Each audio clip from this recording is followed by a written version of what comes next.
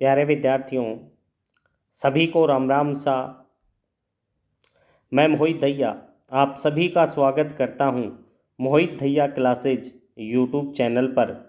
आज मैं आपके सामने आने वाले भविष्य के महत्वपूर्ण एग्जाम के लिए शानदार प्रश्नों की सीरीज लेके आपके सामने प्रस्तुत हुआ हूं। तो बिना समय गंवाए अपन स्टार्ट करते हैं। प्यारे विद्यार्थियों, पहला प्रश्न अगर अपन देखें तो प्यारे विद्यार्थियों, पहला प्रश्न है खाद्य एवं कृषि संगठन, जिसे अपन इंग्लिश में कहेंगे FAO, फूड एग्रीकल्चर ऑर्गेनाइजेशन। इसका मुख्यालय की अगर अपन बात करें तो प्यारे विद्यार्थियों राइट आंसर आपका आ जाएगा रोम। मैं आपसे पूछूं कि प्यारे विद्यार्थियों रोम जो है वो कहाँ पड़ता है, तो ये इटली की राजधानी हो जाएगी।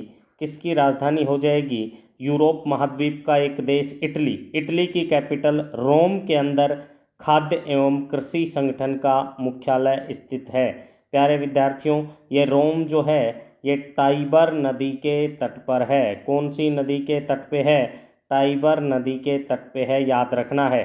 प्यारे विद्यार्थियों, अगर अपन नेक्स्ट देखना चाहें, ये पेरिस जो है ये किसकी राजधानी हो जाएगी? ये पेरिस जो है ये फ्रांस की राजधानी हो जाएगी और ये सीन नदी के तट पे है। कौन सी नदी के तट पे है? सीन नदी के तट पे है, ये आपको याद रखना है। इसके बाद में अगर अपन नेक्स्ट देखें, ये जो मैड्रिड है, आपका राइट आंसर तो रोम ही होगा। जी हाँ, ये मैड्रिड जो है स्पेन की राजधानी है। किसकी राजधानी है प्यारे विद्यार्थियों? ये स्पेन की राजधानी है, ये आपको याद रखना है। और जेनेवा की बात करें तो ये जेनेवा एक शहर है। जी हाँ, जेनेवा स्विट्जरलैंड का एक महत्वपूर्ण शहर है। फिर आपसे कोई पूछ ले कि स्विट्जरलैंड की राजधानी का नाम बताओ, तो प्यारे विद्यार्थियों बर्न जो है वो स्विट्जरलैंड की राजधानी हो जाएगी। बिल्कुल आपका राइट आंसर क्या हो जाएगा दोस्तों? ये आपका रोम जो है वो बिल्कुल राइट आंसर हो जाएगा। अरे FAO संयुक्त राष्ट्र संघ से संबंधित एक एजेंसी है, एक संगठन है, ये आपको याद रखना है। इसका प्रमुख कार्य क्या है? अंतर्राष्ट्रीय स्तर पर जो भी भूखमरी की बातें होती हैं, यानी जहाँ पे अकाल वगैरह आ जाए, बाढ़ आ जाए, सुनामी आ जाए, भूकंप आ जाए, वहाँ पर अगर भूखमरी ज़्यादा हो जाए तो उस भूखमरी को शांत करने के लिए इटली की राजधानी रोम में टाइबर नदी के तट पर इसका मुख्यालय लगाया गया है। प्यारे विद्यार्थियों, FAO ने state of food and agriculture report 2023 में जारी किया है। ये आपको थोड़ा सा ध्यान देना है। आने वाले कुछ सेशन में हम आपसे अगले वाले प्रश्नों के बारे में भी चर्चा करेंगे। नेक्स्ट अपन देखते हैं सेकंड प्रश्न। हाल ही में, जी हाँ, हाल ही में अगर अपन बात करें तो टाइम्स आउट की बात करें, जी हाँ, टाइम्ड आउट की बात करें तो ये किस खेल से संबंधित हो जाएगा? बिल्कुल सर, टाइम्स आउट आजकल चर्चा का विषय है। आपका राइट आंसर हो जाएगा क्रिकेट से संबंधित। हाल ही में, जी हाँ, हाल ही में अगर बात करें तो 2023 का, बिल्कुल 2023 का जो क्रिकेट वर्ल्ड कप है वो मेज़बानी करने वाला देश है भारत। भारत के अंदर मेज़बानी कर रहा है कौन? भारत। 2023 का वर्ल्ड कप, इसी वर्ल्ड कप के अंतर्गत एक प्लेयर हैं जिनका नाम है एंग्लो मैथ्यूज। जी हाँ, एंग्लो मैथ्यूज एक प्लेयर है। ये क्या करते हैं? ये 3 मिनट तक क्रीज पर नहीं आने के कारण इसको आउट करार दे दिया जाता है। बिना बॉल खेले बल्लेबाज आउट हो जाता है, तो इस कारण से ये चर्चा में रहा है। ये जो है बांग्लादेश वाले खिलाड़ियों ने अपील की थी, जिस कारण से श्रीलंका का खिलाड़ी एंग्लो मैथ्यूज आउट करार दे दिया गया। तो क्रिकेट के इतिहास में ये पहली बार हुआ है कि भाई कोई बिना बॉल खेले ही आउट करार दे दिया गया हो। तो ये टाइम्स आउट जो है वो हाल ही में चर्चा का विषय किससे है? क्रिकेट से है। नेक्स्ट प्रश्न के बारे में अपन देखते हैं।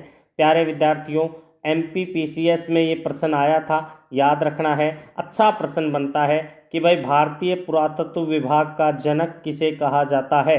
बिल्कुल सर, भारतीय पुरातत्व विभाग का जनक जो है अलेक्जेंडर कनिंघम को कहा जाता है। ये भारतीय पुरातत्व विभाग की स्थापना उस समय जब स्थापना हुई थी 1861 ईस्वी में इसकी स्थापना की गई थी। याद रखेंगे। ये जॉन मार्शल की बात करें, इन्हीं के निर्देशन में हड़प्पा व मोहनजोदड़ो की खोज हुई थी। जी हाँ, ये जॉन मार्शल जो है ये भारतीय पुरातत्व विभाग के अध्यक्ष के तौर पे रह चुके हैं। ये लॉर्ड कर्जन के समय में भारतीय पुरातत्व विभाग के जनक थे। बिल्कुल सर, याद रखेंगे। एक्सप्लेन में अपन देखते हैं, अलेक्जेंडर कनिंघम जो है ब्रिटिश सेना के अंतर्गत अधिकारी थे। बिल्कुल थे। भारतीय पुरातत्व विभाग तथा ऐतिहासिक भूगोल तथा इतिहास के विद्वान के रूप में प्रसिद्ध हुए। बिल्कुल हुए जी। भारतीय पुरातत्व विभाग का जनक कहा जाता है क्योंकि इसी ने 1861 में भारतीय पुरातत्व विभाग की स्थापना की थी। बिल्कुल सर, ये सारे प्रश्न आप सभी के सामने हैं। नेक्स्ट अपन देखें, किस महाद्वीप में, बिल्कुल सर, किस महाद्वीप में आपको याद रखना है, कौन से महाद्वीप में एटलस पर्वतमाला स्थित है। सबसे पहले पता होना चाहिए महाद्वीप कितने हैं, 7। उनमें अगर आप बात करें तो एटलस पर्वतमाला की बात करनी है अपने को। एटलस पर्वतमाला जो है आपके अफ्रीका महाद्वीप के अंतर्गत आता है। प्यारे विद्यार्थियों, एक्सप्लेन में देखते हैं, एटलस पर्वत जो है अफ्रीका महाद्वीप के अंदर अवस्थित है, ये याद रखना है। और इस रेंज की सबसे ऊंची जो चोटी है, यानी एटलस की सबसे ऊंची चोटी की बात करें तो टाउ बकाल हो जाएगी। जी हाँ, टाउ बकाल एटलस की सबसे ऊंची चोटी हो जाएगी। एशिया की सबसे ऊंची चोटी की बात करें तो प्यारे विद्यार्थियों माउंट एवरेस्ट हो जाएगी। बिल्कुल सर, माउंट एवरेस्ट ये जो है ये नेपाल में है। बिल्कुल, माउंट एवरेस्ट नेपाल में है। ऑस्ट्रेलिया की बात करें तो माउंट कुआस्को हो जाएगी। और यूरोप की बात करें तो माउंट एल्ब्रुस हो जाएगी। बिल्कुल, सभी महाद्वीपों की सबसे ऊंची चोटी अपन ने देख ली है नेक्स्ट प्रश्न के तौर पे। प्यारे विद्यार्थियों, प्रश्न शानदार है, बहुत एग्जामों में पूछा जा चुका। लाल ग्रह के नाम से किसे जाना जाता है। बिल्कुल सर, लाल ग्रह जो है आयरन ऑक्साइड की अधिकता के कारण मंगल ग्रह को ही क्या कहते हैं, लाल ग्रह कहते हैं। बिल्कुल सर, आयरन ऑक्साइड यानी मंगल ग्रह की मिट्टी आयरन ऑक्साइड की अधिकता के कारण इसको क्या कहा जाता है, लाल ग्रह कहा जाता है। बिल्कुल, मंगल को लाल ग्रह कहा जाता है, यह आपको याद रखना है। मंगल पर पृथ्वी की भांति ऋतु परिवर्तन होता है। जी हाँ, मंगल पर पृथ्वी की भांति ऋतु परिवर्तन होता है। प्यारे विद्यार्थियों, इसका एक उपग्रह है, इसके उपग्रह का नाम है डीमोस। उपग्रह का नाम क्या है, डीमोस। ये डीमोस जो है पूरे के पूरे सौरमंडल का सबसे छोटा उपग्रह है। बिल्कुल सर, छोटा क्या है, उपग्रह है, ये आपको याद रखना है। डीमोस पूरे सौरमंडल का सबसे छोटा उपग्रह है, जो मंगल का भी छोटा उपग्रह हो जाएगा। नेक्स्ट अगर अपन देखें तो देखिएगा, पूर्ण स्वराज की अगर अपन बात करें, जी हाँ, पूर्ण स्वराज की बात करें तो ये पूर्ण स्वराज कांग्रेस के कौन से अधिवेशन के अंतर्गत ये मांग की गई थी, तो आपको याद रखना है लाहौर अधिवेशन 1929, जवाहरलाल नेहरू की अध्यक्षता में। जी हाँ, ये जो है रावी नदी के तट पर जवाहरलाल नेहरू की अध्यक्षता में इसका आयोजन हुआ था। सबसे पहले तिरंगा जो है ये 1929 में रावी नदी के तट पर ही पंडित जवाहरलाल नेहरू ने फहराया था, भारत का राष्ट्रीय ध्वज तिरंगा। बिल्कुल। नेक्स्ट प्रश्न अगर अपन देखते हैं, प्यारे विद्यार्थियों, परमाणु की बात करें तो परमाणु के नाभिक में, जी हाँ, परमाणु के नाभिक में मूल जो कण होते हैं वो कौन से होते हैं, जी हाँ, प्रोटॉन व न्यूट्रॉन, P तथा N। जी हाँ, P और N परमाणु के कहाँ होते हैं, नाभिक के अंदर होते हैं। बिल्कुल राइट आंसर आपका हो जाएगा प्रोटॉन व न्यूट्रॉन। जी हाँ, नाभिक की बात करें प्यारे विद्यार्थियों, नाभिक परमाणु के मध्य में स्थित धनात्मक व वैद्युत आवेश, बिल्कुल सर, ठोस क्षेत्र में होते हैं, यह आपको याद रखना है। नाभिक की बात करें तो नाभिकीय कणों में प्रोटॉन तथा न्यूट्रॉन बने हुए होते हैं तथा इन कणों को बिल्कुल न्यूक्लियस कहा जाता है। राइट आंसर आपका क्या हो जाएगा, प्रोटॉन तथा न्यूट्रॉन। नेक्स्ट अपन देखें, विश्व आयुर्वेदिक दिवस के तौर पे 2030 में जो आयोजन होगा वो कहाँ पर होगा। जी हाँ, पंचकुला के अंतर्गत होगा, ये आपको याद रखना है। प्यारे विद्यार्थियों, धन्वंतरी जयंती के दिन, बिल्कुल सर, धन्वंतरी जयंती के दिन आयुष मंत्रालय की तरफ से विश्व आयुर्वेद दिवस के आयोजन में ये किया जाता है। 10 नवंबर को पंचकुला हरियाणा में 8वां विश्व आयुर्वेद दिवस मनाया गया। कब मनाया गया प्यारे विद्यार्थियों?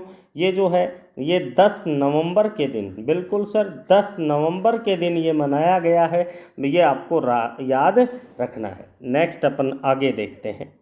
नेक्स्ट प्रश्न आपके सभी के सामने है प्यारे विद्यार्थियों, ये जो है नेक्स्ट प्रश्न के तौर पे अपन देखते हैं।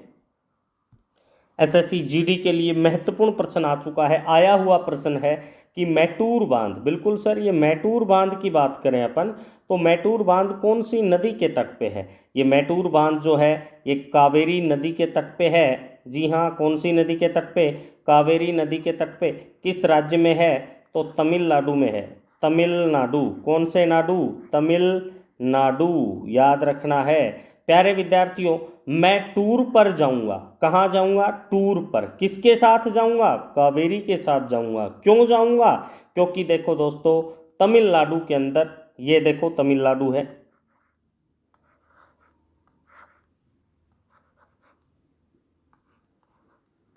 ये क्या है दोस्तों? तमिलनाडु है। इस तमिलनाडु शब्द में बीच में आता है मिलना, क्योंकि मैं कावेरी से क्या चाहता हूँ? मिलना। इसीलिए कावेरी नदी के तट पर मैटूर बांध, यानी मैं टूर पर जाऊंगा को किसके साथ? कावेरी के साथ। क्यों? क्योंकि मिलना चाहता हूँ। नेक्स्ट अपन देखते हैं। अगला प्रश्न आप सभी के सामने है कि किस कंपनी ने, जी हाँ, किस कंपनी ने भारत में, बिल्कुल सर, किस कंपनी ने भारत में भूकंप की चेतावनी की सेवाएं शुरू की हैं? तो आपका राइट आंसर हो जाएगा गूगल। जी हाँ, गूगल। और गूगल के सीईओ कौन है? वर्तमान सीईओ कौन है गूगल के? ये आपको कमेंट के अंदर आपको बताना है। प्यारे विद्यार्थियों, वर्तमान गूगल के सीईओ कौन है, ये आपको कमेंट के अंदर मेरे को बताना है। मैं सभी का कमेंट चेक करता हूँ। प्यारे विद्यार्थियों, नालंदा विश्वविद्यालय की स्थापना, सबसे पहले मैं आपको बता दूं, ये नालंदा विश्वविद्यालय की स्थापना की बात से पहले मैं आपको बता दूं, ये नालंदा जो है ये कहाँ पर है? बिहार के अंदर है। कहाँ पे है? बिहार के अंदर है। और नालंदा विश्वविद्यालय जो है बौद्ध धर्म से संबंधित है। बिल्कुल सर, कौन से धर्म से संबंधित है? ये बौद्ध धर्म से संबंधित है। और बौद्ध की भी 2 शाखा हैं जिनमें महायान से संबंधित है, महायान से संबंधित है। प्यारे विद्यार्थियों, इसीलिए इसको भारत का ऑक्सफोर्ड कहा जाता है। क्या कहा जाता है? भारत का ऑक्सफोर्ड कहा जाता है। ये आपको याद रखना है। तो नालंदा विश्वविद्यालय की स्थापना, बिल्कुल सर, नालंदा विश्वविद्यालय की स्थापना किसने की थी? तो आपको राइट आंसर करना है कि गुप्त वंश के महान शासक कुमार गुप्त ने की थी। ये आपको याद रखना है। प्यारे विद्यार्थियों, अगर इसको ध्वस्त करने की बात आए, तुड़वाने की बात आए, तो आपको याद रखना है बख्तियार खिलजी। जी हाँ, बख्तियार खिलजी ने इसको क्या करवा दिया था? तुड़वा दिया था। नेक्स्ट प्रश्न के तौर पे, भारत राज्यों का संघ है। भारत किसका संघ है? राज्यों का संघ है। यह कौन से अनुच्छेद में लिखा गया है? तो राइट आंसर आपका बी हो जाएगा।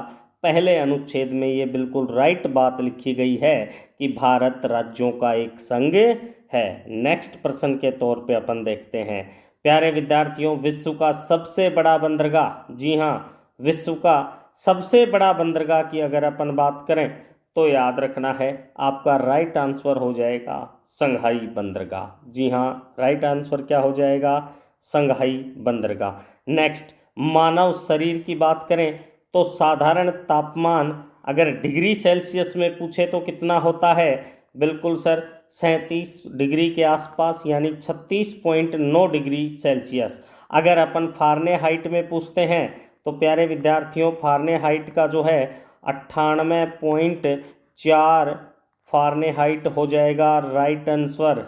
राइट आंसर फ़ारेनहाइट में 98.4 और डिग्री सेल्सियस में 36.9 डिग्री सेल्सियस राइट आंसर हो जाएगा। आगे चलते हैं प्यारे विद्यार्थियों, महात्मा गांधी, बिल्कुल सर, महात्मा गांधी दक्षिणी अफ्रीका में, जी हाँ, महात्मा गांधी दक्षिणी अफ्रीका में कितने वर्षों तक रहे थे?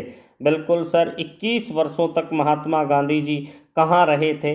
दक्षिणी अफ्रीका रहे थे। 9 जनवरी, जी हाँ, कितनी जनवरी? 9। पिछले वीडियो में आपने देखा होगा, गांधी जी के बारे में हमने बता रखा है अच्छे से। 9 जनवरी 1915, 9 जनवरी 1915 को गांधी जी कहाँ से लौटे थे? दक्षिणी अफ्रीका से। कहाँ से लौटे थे प्यारे विद्यार्थियों? दक्षिणी अफ्रीका से। कहाँ लौटे? भारत लौटे। तो क्या कहलाएगा? भारतीय प्रवासी, जी हाँ, भारतीय प्रवासी दिवस जो है वो 9 जनवरी को मनाया जाएगा। गांधी जी अफ्रीका से भारत लौटे थे, राइट आंसर हो जाएगा। G20, जी हाँ, G20 की बात करें प्यारे विद्यार्थियों, G20 की बात करें, 2023 का आयोजन भारत कर रहा है, मेजबानी भारत कर रहा है। तो भारत में कहाँ की जाएगी? तो आपका राइट आंसर नई दिल्ली या दिल्ली हो जाएगा। प्यारे विद्यार्थियों, अब G20 में प्लस अफ्रीकन संघ जुड़ गया है, इसलिए आज के दिन इसको अपन G21 के नाम से जानेंगे।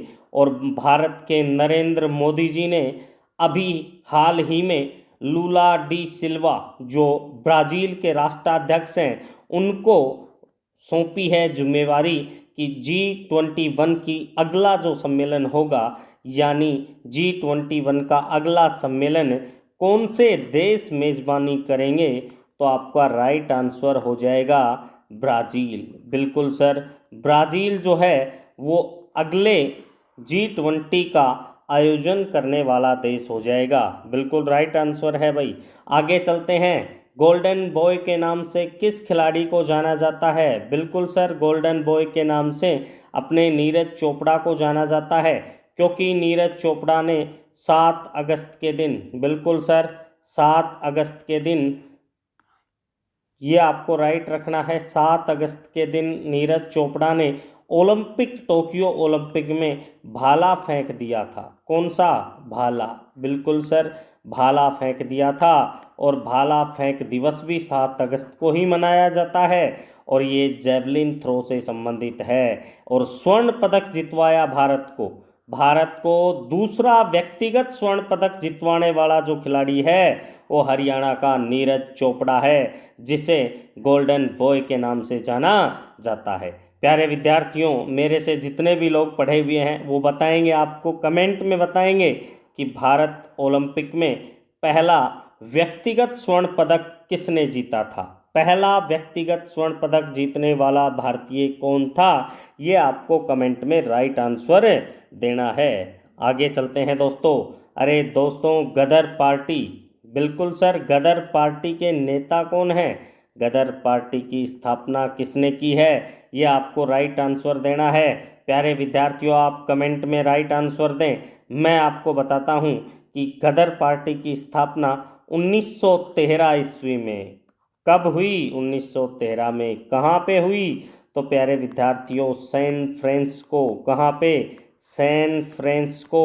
बिल्कुल सर, आपको right answer San Francisco कहाँ पे? ये यूएसए के अंदर है। और यूएसए, बिल्कुल, संयुक्त राज्य अमेरिका में इस गदर पार्टी की स्थापना किसने की थी? लाला हरदयाल ने की थी। और सोहन सिंह भागना ने इसका सहयोग किया था।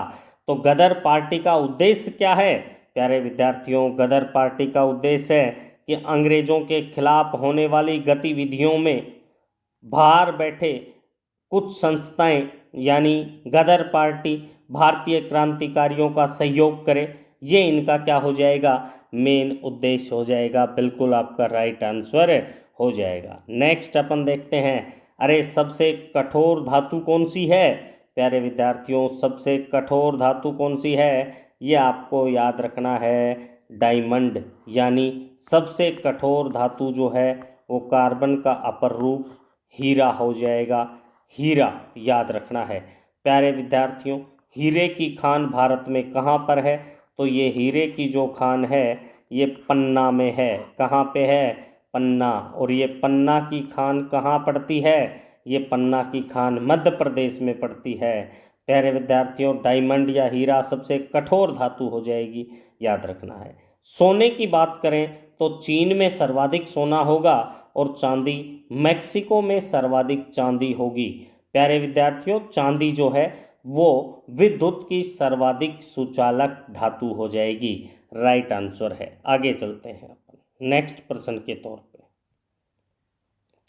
प्यारे विद्यार्थियों, रॉक गार्डन, बिल्कुल सर, रॉक गार्डन। और एक झील भी मैं जब भी पढ़ाता हूं तो बताता हूं कि प्यारे विद्यार्थियों एक तो है रॉक गार्डन,